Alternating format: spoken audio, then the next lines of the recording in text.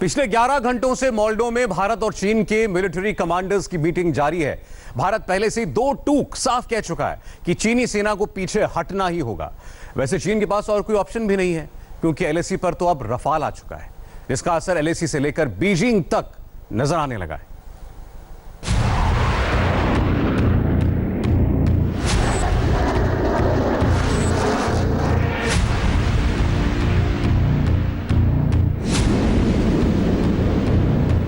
LAC पर कुछ ऐसा हुआ है जो चीन के लिए आउट ऑफ वॉर सिलेबस बन गया है।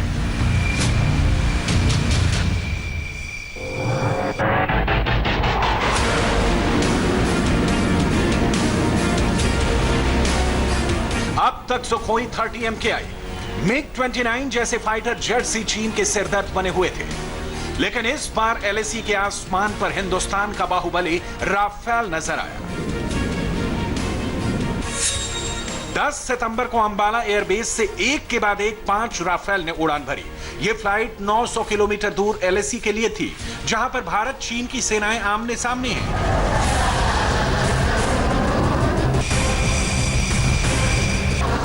राफेल की फ्लीट को एक बेहद खास मिशन के लिए एलएसी पर भेजा गया। यह सीक्रेट ऑपरेशन था 3D मैपिंग का। इस वक्त जो आपकी टीवी स्क्रीन पर पहाड़ की चोटियां नजर आ रही हैं, ये रियल नहीं बल्कि 3D मैपिंग है। एलएसी पर ऐसी मैपिंग राफेल कर रहा है। एलएसी पर कहां किस हिस्से पर चीन के कितने कैंप हैं, कहां पर कौन से हथियार मौजूद हैं, किस चोटी से कहां पर किस एंगल से टर्न लेना है, कहां पर किस रफ्तार से अटैक करना होगा, इसका पूरा ब्लूप्रिंट तैयार किया जा चुका है। फाइटर प्लेन से 3D मैपिंग की तकनीक न पाकिस्तान के पास है और न चीन के पास। 3D मैपिंग वॉर जोन में पायलट्स को दुश्मन से एक कदम आगे रखती है। राफेल ने चीन को कैसे और कहां टारगेट करना है, इसकी लिस्ट तैयार कर ली है। इंडिया टीवी को मिली जानकारी के मुताबिक गोल्डन एरोज के 5 रफाल लड़ाकू विमान इस समय डेमोग्राफिक फैमिलियराइजेशन और टेरेन फैमिलियराइजेशन के लिए लगातार लद्दाख के आसमानों पे उड़ान भर रहे हैं। 10 सितंबर से लेकर अभी तक 4 बार ये सॉटी लद्दाख के इलाके में लाइन ऑफ एक्चुअल कंट्रोल के बेहद करीब तक कर चुके हैं, ताकि एक एक जगह की डिटेलिंग की जा सके। हम आपको बता दें कि इस समय कॉम्बैट एयर पेट्रोल के तौर पर ठीक सामने दिख रहा Su-30 फाइटर एयरक्राफ्ट, उसके अलावा MiG-29 अपग्रेडेड, मिराज 2000 और जैगुआर्स को यह जिम्मा सौंपा गया है कि वो एरिया और एयर को डोमिनेट करे, उसके साथ साथ जो पूरा एरिया है उसको डोमिनेट करने के साथ मैपिंग भी करें। और यही वजह है कि ठीक सामने इस समय Su-30 फाइटर एयरक्राफ्ट लगातार लद्दाख के आसमानों पर सॉटी कर रहा है और एयर डोमिनेंस। राफेल फ्लीट अभी जो सॉर्टीज कर रही है, उसका फायदा युद्ध के दौरान कैसे मिलेगा, वो जानिए। चीन ने एलएसी पार चोटियों पर राडार लगा रखे हैं, जो आसमान पर नजर आने वाली हर चीज पर निगरानी रखते हैं। जब जंग होगी तो राफेल को इन्हीं राडार से बचाते हुए अपने टारगेट को अचीव करना होगा, और यह होगा राडार की रेंज से नीचे उड़ते हुए। पहाड़ों पर घाटी के बीच उड़ने के लिए वहां की सटीक लोकेशन की जानकारी होनी जरूरी है।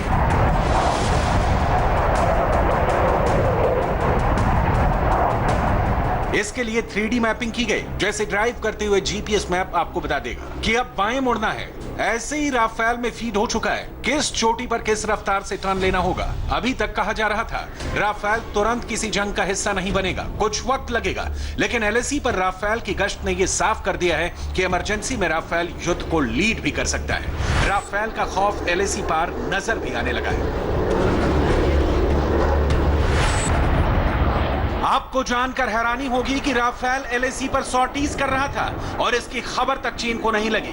बड़ी बड़ी बातें करने वाले चीन को जैसे ही राफेल की खबर लगी, एलएसी से सीधे बीजिंग फोन किया गया।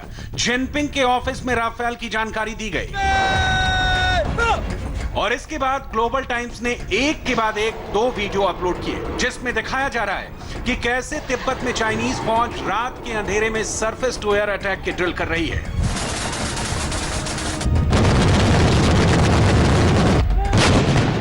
ये वीडियो नया है, पुराना है, इसकी डिटेल किसी के पास नहीं है, क्योंकि चीन में पूछने का अधिकार किसी को नहीं है। लेकिन इस वीडियो को देखकर इतना तो साफ पता चल रहा है कि चाइनीज फौज ने किसी पीआर एजेंसी से शूट करवाकर जबरदस्त एडिटिंग करवाई है।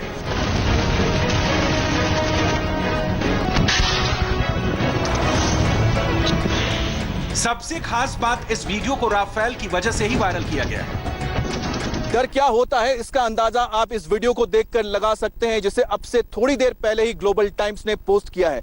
इस वीडियो में चाइनीज आर्मी रात के अंधेरे में जमीन से आसमान में युद्ध करने का अभ्यास कर रही है।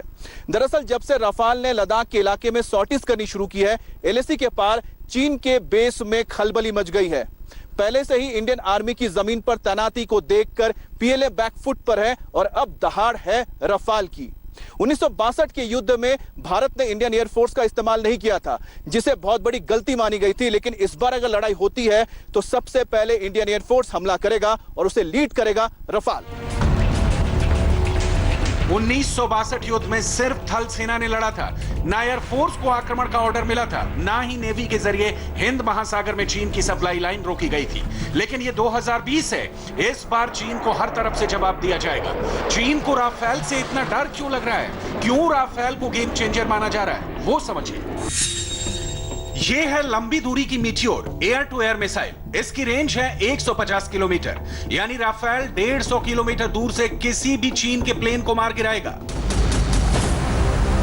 जिसकी पूरी गारंटी है, क्योंकि मीटियोर दुनिया की सबसे खतरनाक बियॉन्ड विजुअल रेंज मिसाइल मानी जाती है। लेकिन मीटियोर अकेली राफेल की एयर टू एयर मिसाइल नहीं होगी। राफेल में मीटियोर के साथ देश में ही तैयार हो रही अस्त्र मिसाइल भी लगेगी, यानी अब Rafale made in India missile से भी हमला कर पाएगा। अस्त्र मिसाइल की रेंज करीब 100 किलोमीटर होगी। मीटियोर के मुकाबले अस्त्र सस्ती होगी। मीटियोर की कीमत करीब 20 करोड़, जबकि अस्त्र मिसाइल इससे 50% सस्ती होगी। वहीं तीसरी मिसाइल है मीका, जो मिराज में भी इस्तेमाल होती है। इसकी रेंज है 80 किलोमीटर। अगर युद्ध हुआ तो एलएसी पर चीनी फौज के खिलाफ राफेल का सबसे खतरनाक हथियार होगा स्टॉर्म शैडो मिसाइल। इससे बालाकोट जैसे मिशन से भी बड़ा ऑपरेशन अंजाम दिया जा सकता है।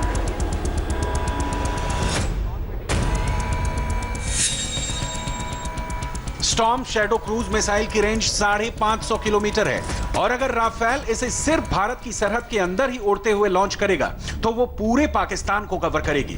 वहीं चीन और तिब्बत में 500 किलोमीटर के दायरे में कोई भी मिलिट्री बेस इसकी जद में होगा।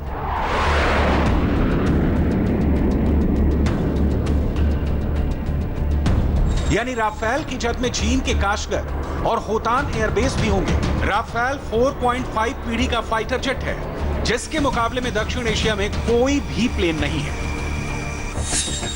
राफेल का इंजन, इसके वेपन सिस्टम, इसका राडार और सेंसर, सब इसे चौथी पीढ़ी से आगे का विमान बनाते हैं। ये 150 किलोमीटर के दायरे में 40 टारगेट को ट्रैक कर सकता है।